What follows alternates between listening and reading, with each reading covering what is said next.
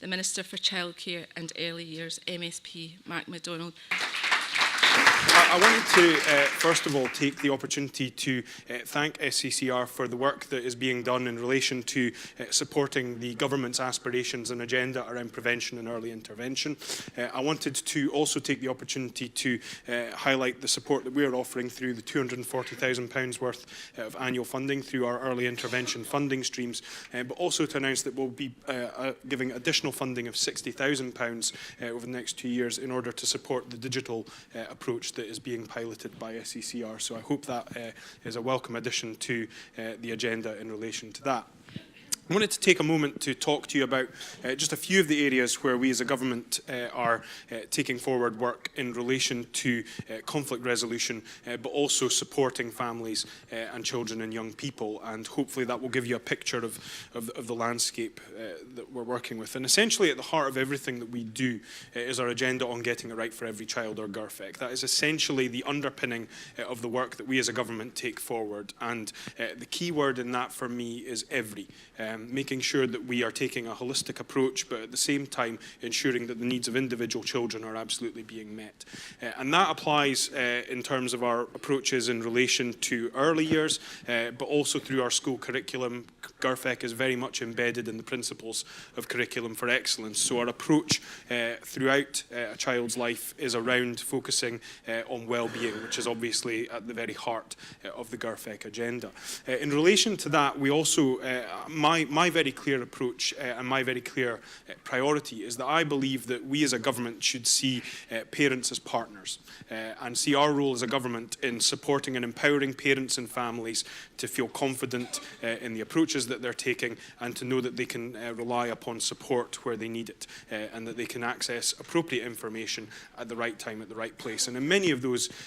different ways, that will help in terms of reducing the likelihood of conflict arising, of family breakdown occurring, and the negative consequences and impacts that can arise. But that being said, I'm a realist, and I recognise that while we can do as much as we can in relation to that, and I don't doubt there is more that we can do, and I'll be keen to work with those of you in the room to try and drive forward that agenda further. I'm a realist, and I recognise that there are going to be times where we're not going to be able to prevent that from happening. We're not going to be able to prevent family breakdown from occurring. And what we have to ensure is that we have the strategies and approaches in place to deal with that as quickly as possible when it occurs, so that we do not have children and young people in particular being subjected to some of the long-lasting negative impacts that long-lasting family conflict or family breakdown can have in relation to their mental health and well-being, and as a consequence of that, things like their educational performance and their wider physical health and life chances beyond that. So that's why we're taking an approach around mental health of putting significant investment to support mental health services in Scotland, £150 million per annum for mental health services specifically. We're going to be bringing forward a 10-year mental health strategy, which my colleague Maureen Watt, the Minister for Mental Health, will be bringing forward. But alongside that, I'll be bringing forward a child and adolescent health and wellbeing strategy, which will sit alongside and complement the mental health strategy, so it will tie in with many of the aims there, but will also have a wide recognisance of child and adolescent health and well-being, because we recognise the importance of making sure that children lead happy, healthy, fulfilling lives. In relation to our approach around mental health, it's worth noting as well that while there are undoubtedly pressures within the system, we have seen significant investment and significant improvement in relation to mental health and well-being in Scotland. Now, that's not to say that we don't have further to go. I think anybody looking at the statistics would recognise that, and we as a government recognise it also. But it's worth recognising that we are on a journey in relation to that, and I think that in terms of the approaches that we are taking, we are seeing improvements being made. The other thing that we have to ensure is that when that family breakdown does occur, where parents split up, where families move apart, that we ensure that the support is there to ensure that children can,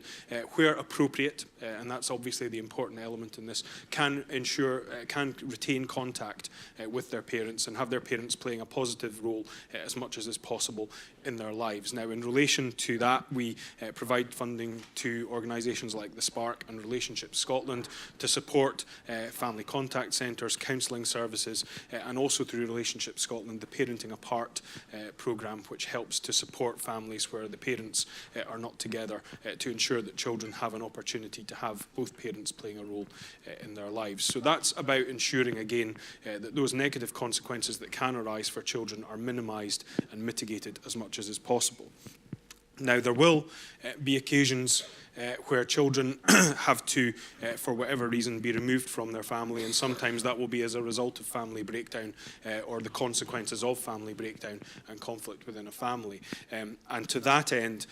I want to put on record my recognition and understanding that for too long we have not been getting it right for children who find themselves in the care system in Scotland. It's a recognition that the First Minister herself laid out when she announced our party conference in October of last year, that we would be undertaking a root and branch review of the care system. We were delighted to be able to announce Fiona Duncan of Lloyd's TSB Foundation to chair that review, and there will be further developments in relation to other members of that review, and then in terms of what the review will be looking at. But the key element of that is that we want to ensure that the voices of those young people with care experience are absolutely fundamental to that review and are at the heart of it. And the second thing is we want to ensure that, as well as looking at the legislation and the component parts of the care system that fit together in order to support those children when they come into the care system, it's also about the ethos that sits at the heart of the care system. It's about understanding that for those children who've had to be removed from a family setting for whatever reason, and in almost all circumstances it is not through the fault of the child, we have to recognise and understand that those children need to be in an environment that is loving and nurturing.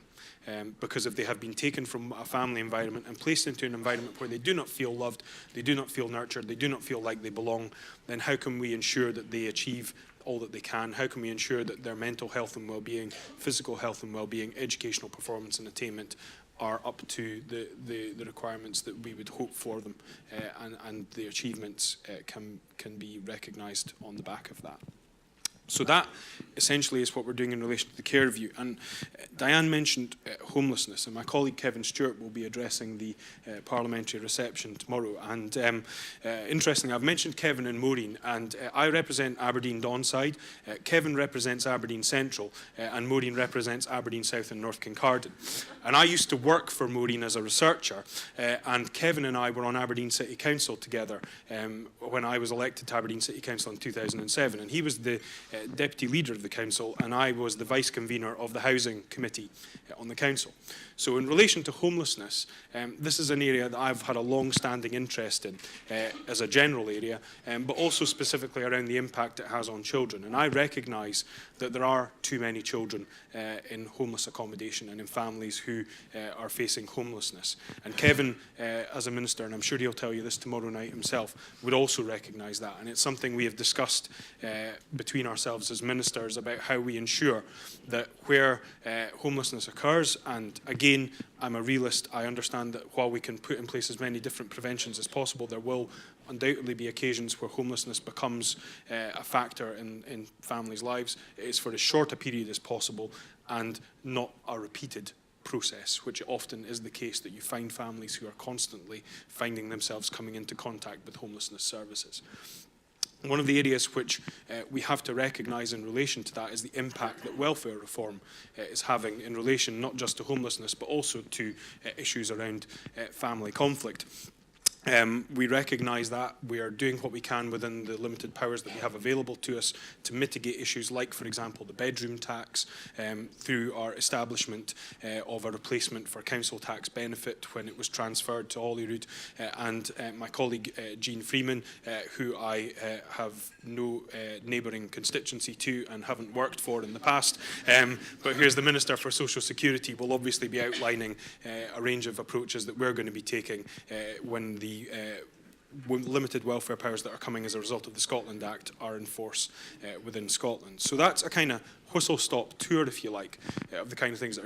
we're doing as a government. But I hope it's helped to highlight that we are very much alive to the issues that you're discussing today, and very much alive to the impact that unresolved conflict can have in relation to children and to families, their health and well-being. Thank you.